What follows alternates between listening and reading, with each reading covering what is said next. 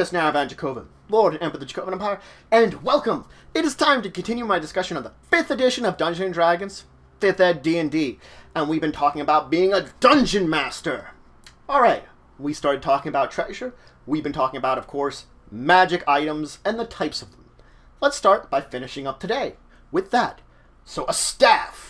A staff is of course, long piece of wood, but it could be something else. Sometimes it's metal, sometimes it's crystal.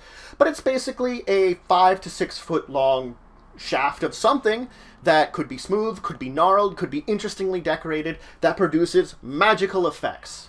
A lot of details of staffs vary, but unless specifically stated under the staff itself, you can assume that this staff I have can be used as a quarterstaff. I can use it as a weapon. It will list if it's not able to be used as a weapon. Now, a wand is approximately 15 inches long. Similar to the last staff, it could be made of a variety of materials: metal, wood, bone, ceramic, etc. All that's known about them is that they have their own designs, and usually each end is capped with something, whether that's like a metal cap on a wooden wand or some other kind of combinations. It's a little wand. Now, weapons! Weapons are either created with specific purpose in mind or under the guise of some kind of ideal. It's hard to say why exactly this magic item was created originally. It's based upon its own history, which is up to you as the Dungeon Master to determine. But regardless, magic weapons are coveted by many a player for their power, for their strength, and for the enhancements they give to your character's fighting ability. Magic weapons themselves, under the entries of them, will describe whether, hey, this weapon is this type. It might tell you specific grouping, whether it be more like a ranged weapon or a melee weapon. If no details are provided, your Dungeon Master will either choose what kind of weapon it is, sword, bow, axe, whatever, or have some kind of random determination of what it is. Whether it's something that you could actually use or not, will be up to your players to determine how they will take this item that they have gained and use it wisely. Wondrous items traditionally are everything else you have. Anything that doesn't fall in your category. Now, most of the time, this is the things you wear. Your gloves, your belts, your boots, your hats, your cloaks. Most of those are, of course, your wondrous items. But if it doesn't fit in a category I've talked about and you want to discuss it, it's a wondrous item. The magic items are meant to be wielded or worn. The fact is that the majority of magic items, you're going to assume that if you're wearing it, you're going to wear it appropriate. If I've got a pair of magic gloves, I'm going to wear them on my hands, not going to wear them on my feet. Now, there are some exceptions to this, wearing them on your feet and stuff like that, is if the item itself will tell you, oh hey, you wear this on your feet. Then it's an exception. Otherwise, you're going to assume that you're going to wear it where it's appropriate. The same could be said of anything wielded. If I have a magic sword, I'm going to assume I'm going to use it like a magic sword would be used. Only if this magic sword says I must, shove it in the ground or do something else weird with it that I normally wouldn't do with this item, is that what I have to do with it. You assume all these things use the way that is appropriate to the actual item they are. That's what you assume. Now, magic items also are important because they will change their size and shape as appropriate to the person wielding them. This is for worn items. So like a cloak I would wear, gloves I'd put on, boots I'd put on, a belt I'd put around my waist. I'm assuming that when I would put these things on, they would reshape and resize to me as appropriate to my physical size. So that if I'm putting on a belt that was meant for a large creature and I'm small, whoop, now it's meant for me. That's the majority of magic items that are worn. There are exceptions that will be listed with that information in their description in particular. That's the exceptions then. It will say, this doesn't resize. It's only meant for this. Large creatures, small creatures, medium creatures. This adjustment can be magical, as I said, but it also could be just that you could adjust it yourself. That the magic belt is thin and long, and I could make it that it's very easily that it shrinks up, Maybe I can remove a piece of material. Maybe I could have added a piece of material. Whatever form it takes, whether magically readjusting or that you can just get it tailored by someone really easily, both are options that can happen. Now, we do have to talk about the kind of elephant in the room when it comes to creatures wearing magic items: non-humanoids. This is for humanoids, which a lot of the magic items are defined by the humanoid body. Non-humanoids, it's going to be up to your DM to discuss what things work with what. Granted, a non-humanoid could have a part of a body where it works. They could have feet. They could have things that they could put rings onto, like little claws. They could have heads that they could put hats onto. But then again, they could also not have body parts. Something that might have a serpentine body might not have arms. But could it use a ring then? Well, I, as the dungeon master, might say, well, it could wear a ring on the end of its tail. Only gets one ring, but guess what? It can kind of wear it as almost like a little bracelet at the end of its tail. It gets the benefit of that ring, and, there you go. Simple as that. I determined that. Now, wearing a boot doesn't make any sense. I'm going to put a boot at the end of my tail. No, it just doesn't have the physical body for it. It doesn't make sense. The ring kind of makes sense. I can excuse it. I can make it make sense the way I describe it. Other items, no. That serpentine creature doesn't really have a neck, but you could attach a cloak to it. It looked dumb, but you theoretically could. You can maybe wrap it around its body to have some kind of body cover on the top of it. There are exceptions in the way that you build it, and some of them make more sense than others. Some of them sound silly, some of them make sense. It's up to you as the dungeon master to determine what works. Or maybe just not give out that magic item of that monstrous creature in the first place and just call it a day. Up to you how you want to build it. Now there is one more exception here we really have to talk about. Magic items that are built for specific races. If I have a cloak of elvenkind, it is made for elves in particular. Sometimes they could be used by other races. It will say under that particular item that, oh, your friend the human could wear your cloak and get a bonus to it. But if it's specifically made for a race, maybe only that race can use it. If it's a magic armor, maybe the magic armor will only magically adjust itself to fit an elf. It could have been originally built for something like a drow, and it might recognize any elf, but that's what it means. Or it could be an armor that's only specifically made for dwarfs, built by dwarfs. You can see that they could make a magic item that's specifically made for a race, and then it really can only be used by that race. Again, granted, some of them can be used still, but things like the armors, which won't adjust unless you are that particular race, that's one of those things that can keep you from using those very easily. A lot of other details, it doesn't restrict it as much. It's this gray area that can occur, that racial bias to a magic item, I can call it, racial bias, can occur. Whether this prevents you from using it whatsoever or not, well. Now, if I'm wearing gloves, can I wear another pair of gloves? No? I mean, that's a question about it. Using multiple pairs of the same type of item on the same place. Granted, I can't double up on the same kind of glove, but maybe I want to wear two different types of gloves. This is kind of silly and doesn't make sense. I can't really layer things. Traditionally, it's going to be assumed no layering.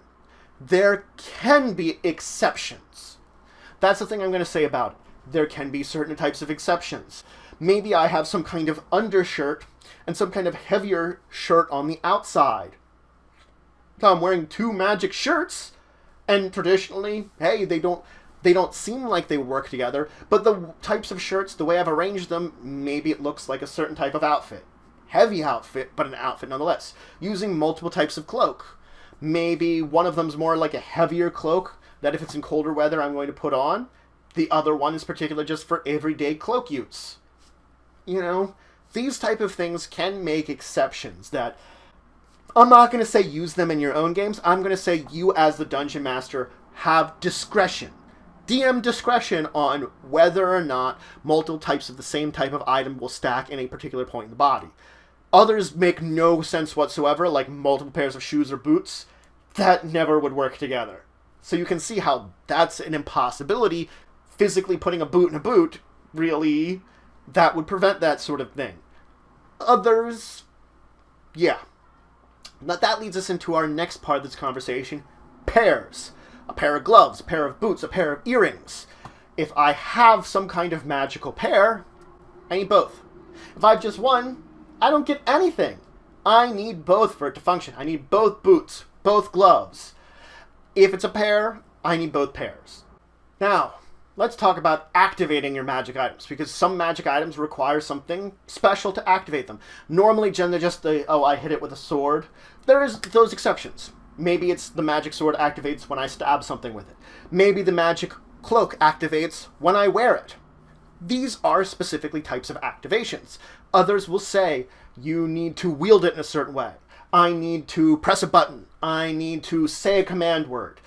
The description of every item will tell you exactly what you need in order to properly activate it. I will talk about some generalizations on these specific types of activations in a second, but just think about it this way. I will look at the magic item and it will tell me whether I just wear it, I get what it is. Maybe it's gloves I have to wear and I have to say like words to them have their full effect. This is also going to be assumed to be an action. And the fact is, these aren't mutually exclusive. I could have one of these types of activation specialties that I have to do, or multiple the same. So maybe I have to press a button, say a command word, make a gesture, all for it to activate and do what it needs to do. Could be a possibility. And I technically can be like, blah, blah, blah, and do it all at one time. But so, you know, it can occur that you can multiple up on these. Now, command word. That's just that. But usually it can be more than just a word. Normally it's a specific word, but it could be a specific phrase that you have to say in order for the item to activate. Since you are saying it in areas where there's magical silence or something, then yes, I can't use it. Consumable means just that. It gets used up. Now, whether this has one use or multiple uses is defined by the item itself. But for easy version here, let's talk about the two main consumables, potions and scrolls. A potion, I drink it. It's gone. I have its magical effect. Scroll, I read it. The words disappear, the magic goes away. I have the magical effect. I have a piece of paper and a glass bottle left over. That's the simple version of consumable. I use it up. Now, spells. Some magic items basically cause you to create a spell. Now, you don't have to have the spell slots available, and you require no components unless the description of the item itself says you need something. It is also assumed that I'm using it at the lowest level of the spell, unless, again, the item itself says something different. If I have an item that creates the magic missile spell, I'm assuming I'm doing it as a first level spell. It could say you're doing it as a 9th level spell under the description, then it's the exception. Again, any kinds of exception are listed in the description. The same can be said of components. When I cast the spell, it's going to assume to have the normal casting time, duration, range, all the normal details of the spell.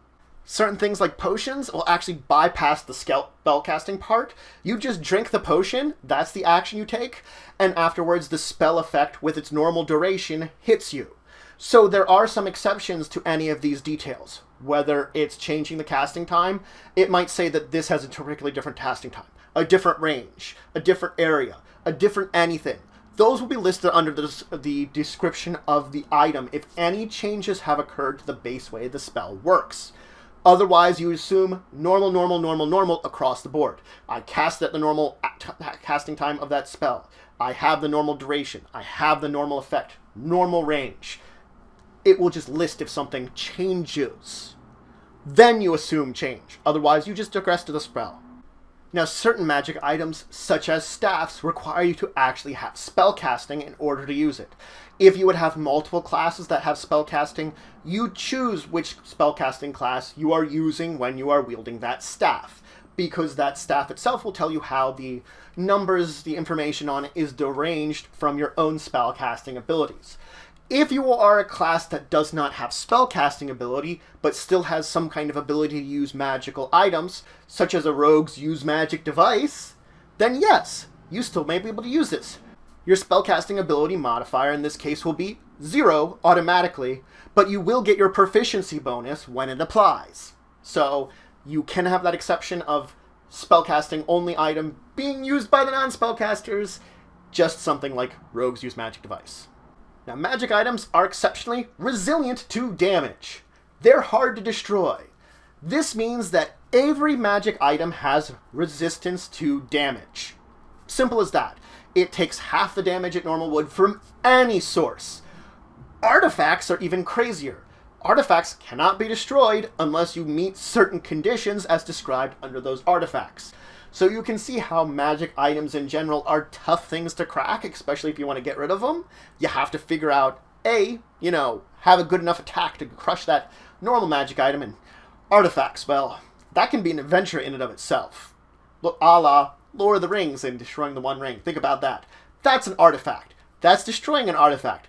Now, you might want to add distinction and flavor to your magic items. There's a number of ways you can do this, but the easiest way is to use the special charts in the book to answer a number of questions about it.